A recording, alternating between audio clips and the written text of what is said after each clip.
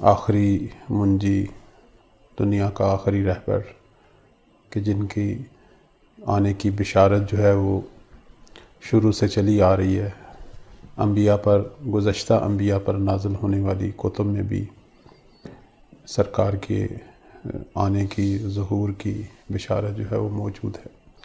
اور خود قرآن نے 300 سے زیادہ آیات میں امام مہدی صلوات اللہ علیہ پر گفتگو کی، اور ان کی اس عالمگیر حکومت جس نے دنیا کو عدل و انصاف سے بھرنا ہے اس کی بشارت دی۔ 300 سے زیادہ آیات؟ جی 300 سے زیادہ آیات۔ پہلی بار یہ میں سن رہا ہوں، اور وقت نہیں ہے ورنہ ہم اس کے اوپر آپ سے وضاحت ضرور طلب کرتے ہیں انشاءاللہ جیسے فرصت مہیا ہوگی، مزید بھی پروگرام ہیں۔ جی اور تقریباً جو ہیں وہ شیعہ سنی اگر ہم احادیث کو جمع کریں تو 2000 سے زیادہ جو ہیں وہ احادیث اور روایات ہیں جس میں امام مہدی صلوات اللہ علیہ پر جو ہے وہ گفتگو ہے اور ان کی بشارت موجود ہے۔ تو اتنی بڑی ہستی کہ جن کا زمانہ امامت اتنا طولانی ہے، نہ کسی نبی کو ایسا پیشوائی کا زمانہ ملا، نہ کسی وصی کو، کسی ولی خدا کو۔ عید زہرا اس لیے کہا جاتا ہے، اس کی 2 وجہ ہیں۔ ایک تو روایت ہے، البتہ ہم اسے کوئی زیادہ معتبر نہیں مانتے، لیکن نقل ہوتی ہے کہ عمر ابن سعد جو ہے، جو قاتل ہے امام حسین صلوات اللہ علیہ اور شہداء کربلا کا، یہ ملعون جو ہے یہ 9 ربیع الاول کو جو ہے وہ فی النار ہوا۔ اس اعتبار سے جو ہے مومنین اس دن میں خوشی مناتے ہیں کہ شہداء کربلا اور بالخصوص امام حسین صلوات اللہ علیہ کا قاتل جو ہے وہ جہنم واصل ہوا جناب مختار اور ان کے جو ہے وہ لشکر کے ذریعے۔ دوسری وجہ جو ہے وہ خود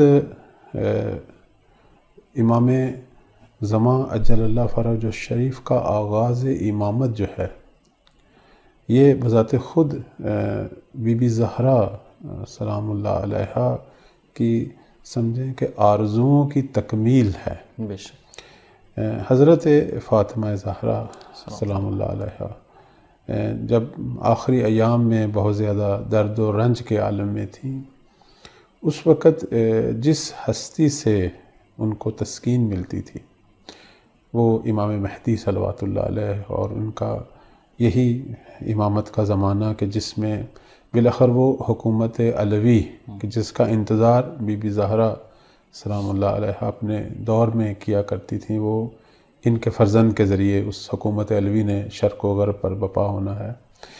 اور ایک حدیث لو بھی ہے ہماری روایات میں، اور معتبر جو کتابیں ہیں جیسے غیبت نعمانی اور اصول کافی اور باقی بھی ہماری کتابوں میں یہ موجود ہے۔ حضرت جابر بن عبداللہ انصاری رضی اللہ تعالی عنہ، انہوں نے اس روایت کو، اس حدیث کو نقل کیا کہ ایک دفعہ وہ بی بی فاطمہ سلام اللہ علیہ کی خدمت میں پہنچے، ظاہراً جب سید الشہداء کی ولادت ہو چکی تھی، یہ وہی وقت تھا۔ کہتے ہیں کہ میں نے بی بی کے ہاتھ میں ایک سبز رنگ کی جو ہے وہ لوح دیکھی، جس پر سونے کے حروف کی طرح جو ہے وہ تحریر چمک رہی تھی۔ تو کہتے ہیں کہ میں نے پوچھا کہ یہ آپ کے ہاتھ میں لوح کیا ہے؟